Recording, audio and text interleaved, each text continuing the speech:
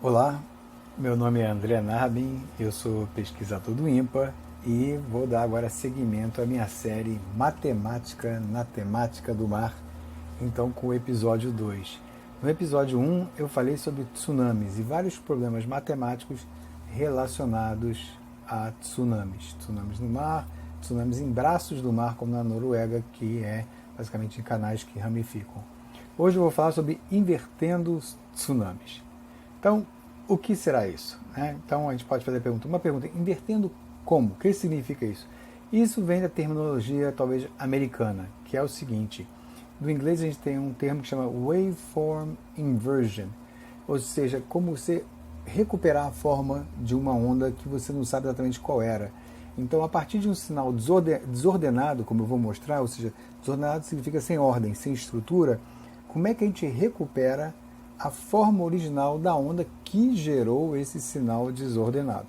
Vou mostrar isso para vocês em algumas situações bem distintas, tanto em onda no mar, como na verdade a que gerou as ideias de onda no mar, mas eu vou mostrar isso depois, que é para ondas acústicas. Ok, então vamos aproveitar e falar de inversão, recuperação de diferentes tipos de ondas, como eu já anunciei, acústicas e aquáticas, mas eu vou começar com as aquáticas.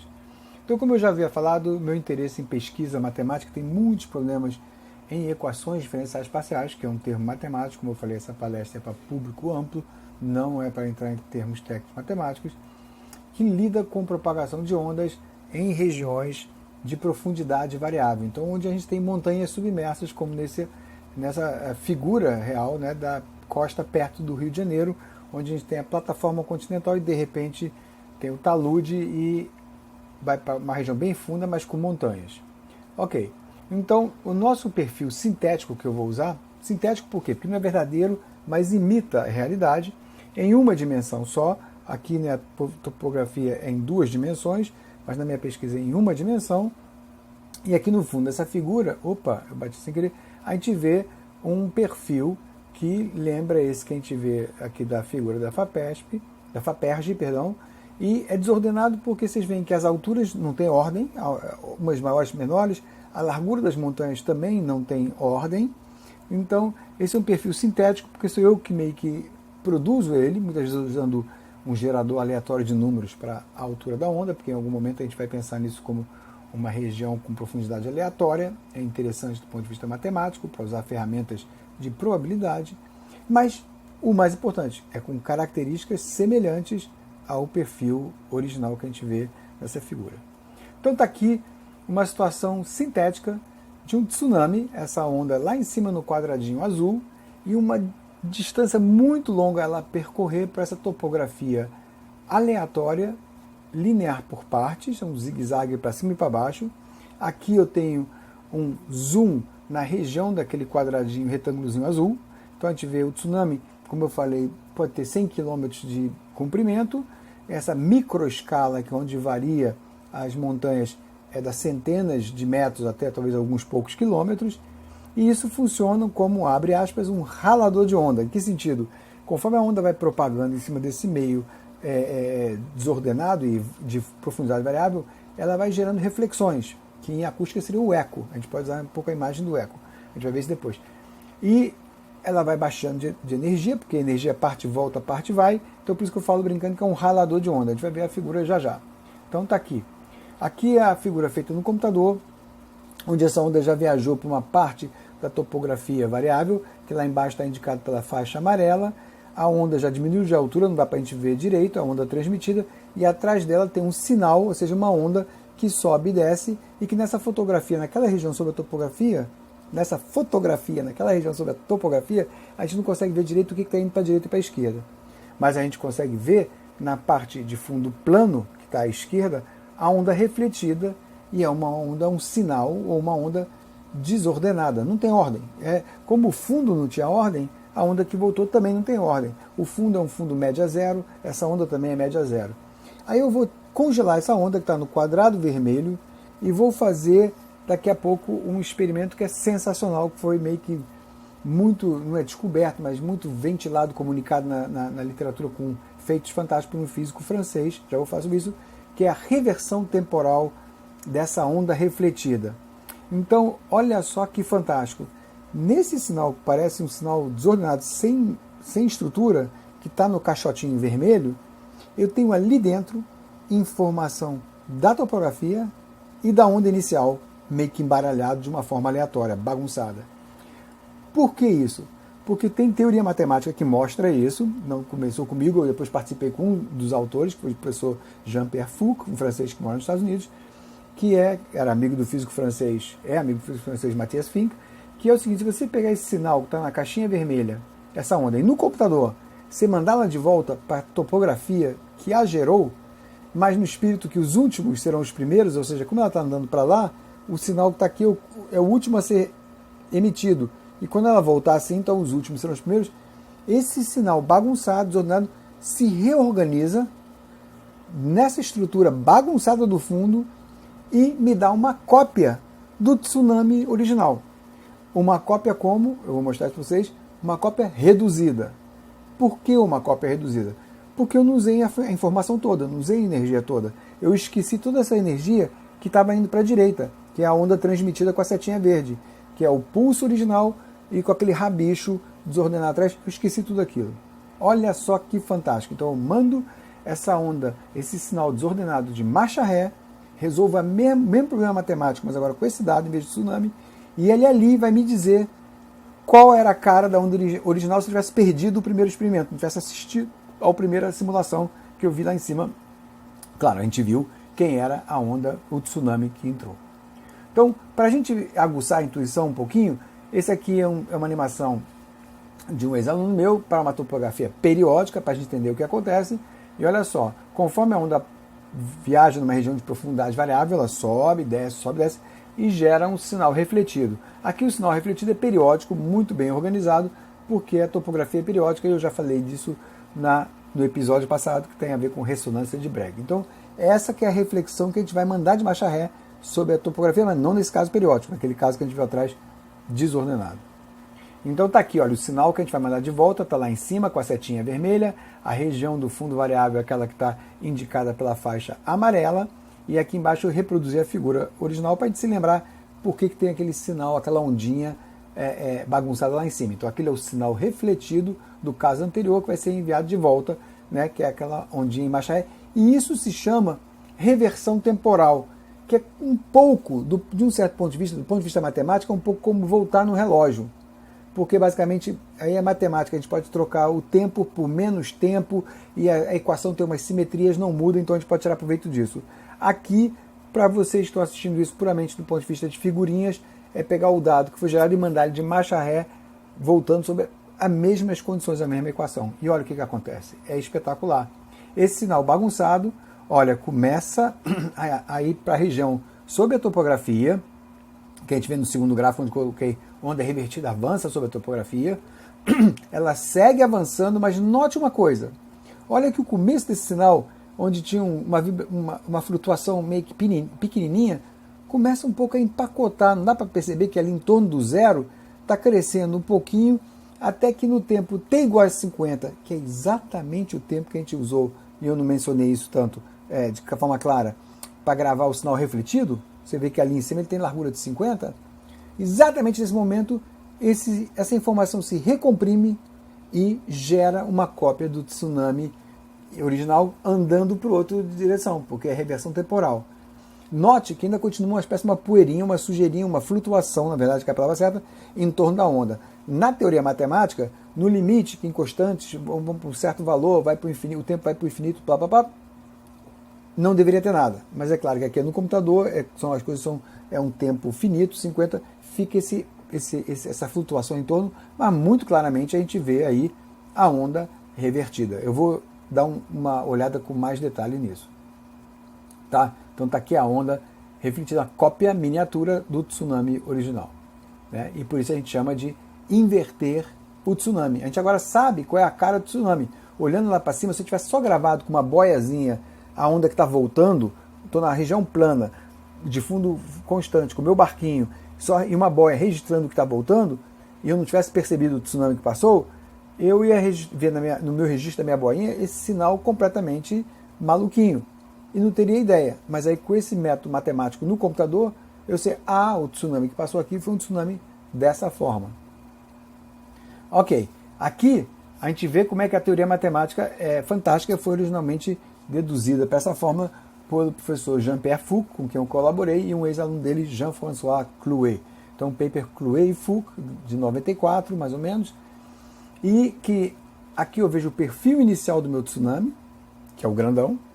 Como eu falei, a gente tem uma cópia reduzida, porque a gente não usou toda a energia. A fórmula matemática dá essa cópia reduzida em linha cheia, e na nossa simulação computacional dá essa linha tracejada, como a gente vê, a fórmula matemática previu muito bem o tamanho da onda que se recompôs, né, que se refocalizou.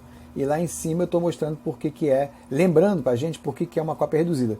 A cruz indica que eu esqueci toda aquela energia que estava indo para a direita. Então a fórmula matemática, que não é nada trivial de obter, mistura equações diferenciais com probabilidade, coisas sofisticadas. A fórmula, no final das contas, nem é uma fórmula muito complicada, ou para se chegar a ela o caminho é complicado, mas olha só, vai na mosca, muito, quer dizer, uma aproximação muito boa do que a gente vê numa simulação computacional. Agora vamos voltar então para ondas acústicas. Voltar por quê? Porque foi onde começou a história da teoria.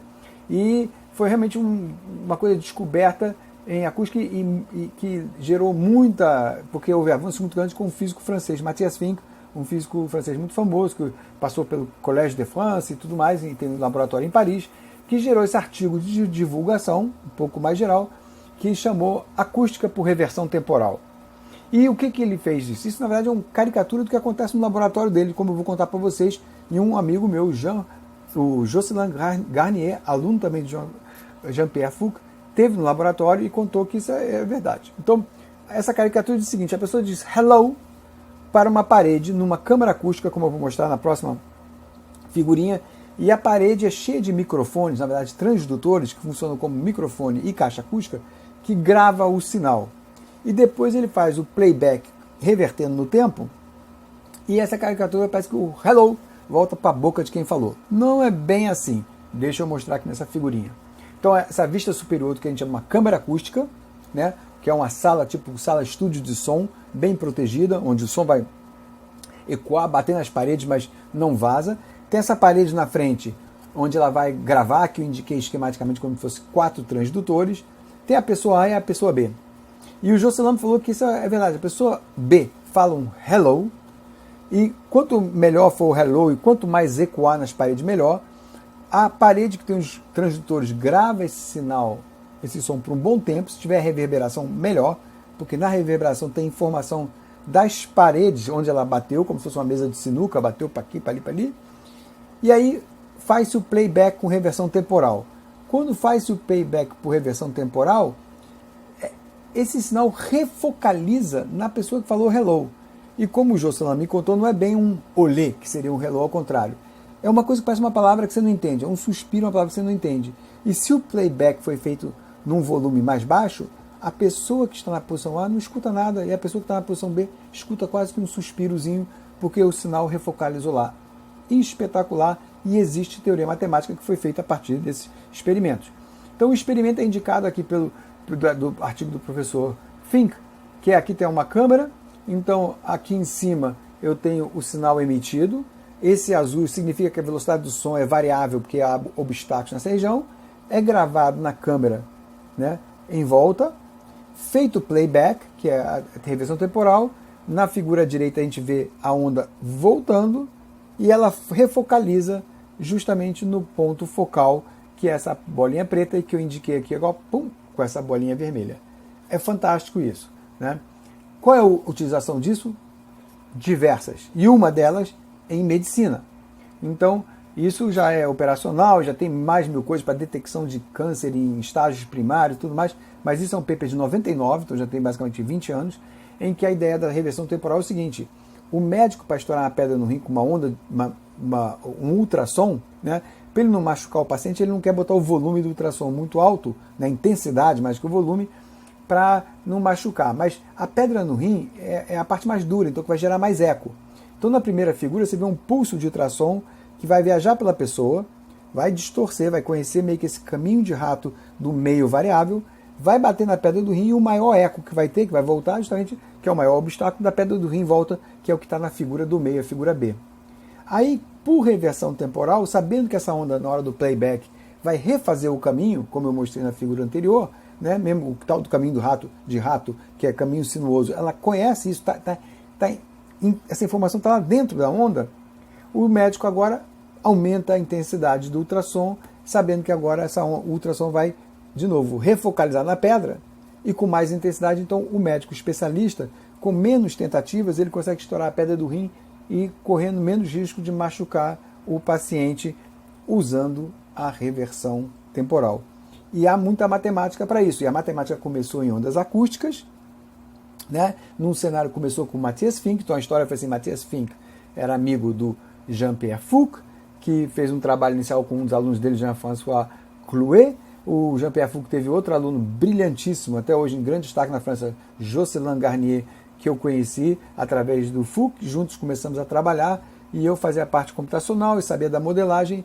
E o Jean-Pierre perguntando para mim se isso funcionaria em ondas aquáticas. Eu disse que achava que sim e comecei a testar isso no computador, funcionou e nós então fizemos muitas variações em cima do mesmo tema que até na acústica não havia, que era, por exemplo, incluir não linearidade, dispersão, outras coisas que são mais técnicas, mas enfim. Ou seja, a inspiração veio de ondas acústicas e, sabendo equações diferenciais, você meio que pula de um galho para o outro, vai para ondas aquáticas. Eu era mais o especialista de ondas aquáticas, o Jean-Pierre e o Jocelyn mais especialistas em probabilidade. Juntamos tudo isso e fizemos diversos artigos com reversão temporal para ondas aquáticas.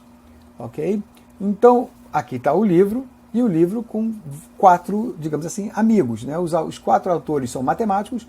Um é Jorge Papanicolaou, que foi meu orientador de doutorado.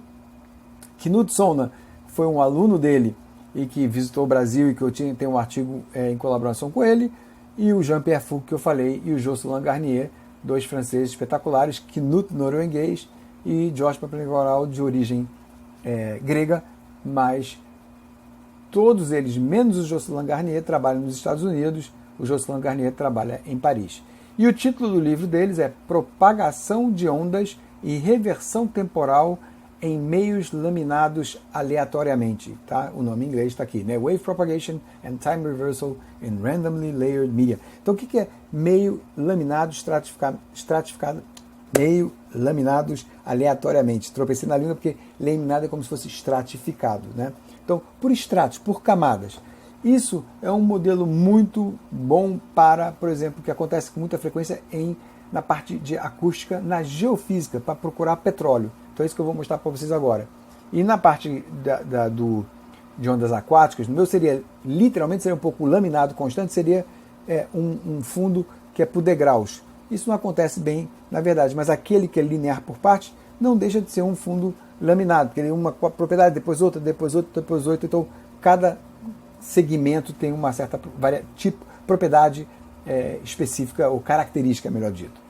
Então, aqui está um meio laminado que a gente consegue se relacionar muito bem, que é justamente um corte da crosta terrestre, algumas variações, e na busca por petróleo, para identificar reservatórios de petróleo, se manda uma onda acústica, se estuda a reflexão, e os microfones, que antes ali eram transdutores, nesse caso chama geofones, que são essas bolinhas vermelhas que escutam o eco da Terra. O que significa isso? Primeiro vamos então ver a onda acústica nesse caso. Uma onda acústica que a gente escuta é uma onda de pressão, né? Tanto deve se explode alguma coisa, a gente sente uma pressão no ouvido. Então, aqui também são ondas de pressão, só que geradas, por exemplo, uma das maneiras é por esse caminhão que chama caminhão macaco, ou caminhão hidráulico, que a gente aparece aqui na figura, que é um caminhão pesadíssimo que levanta e dá um soco na terra. E a gente pode imaginar que a crosta terrestre é como se fosse um bando de colchões de propriedades diferentes, um de mola, outro de ar, outro disso, e que na hora que você dá um tapa muito forte, um soco, a onda de pressão viaja, como se fossem várias molas diferentes, viaja, e toda vez que muda de um colchão para outro tem uma reflexão, que é um pouco o eco. Quando a gente fala para uma parede, parte do som passa e parte do som volta. Minha mão aqui já fez da volta, parte do som passa. O mesmo acontece aqui de uma forma análoga no subsolo. Então esse é o modelo de um subsolo estratificado, com geofones, e o que o pessoal faz, e não é nada trivial, há muita matemática, muita computação, precisa de gente com perfis diferentes, de matemáticos, a geofísicos, a geólogos e tal, para entender, fazer a figura do eco, né, de todo esse imageamento do subsolo.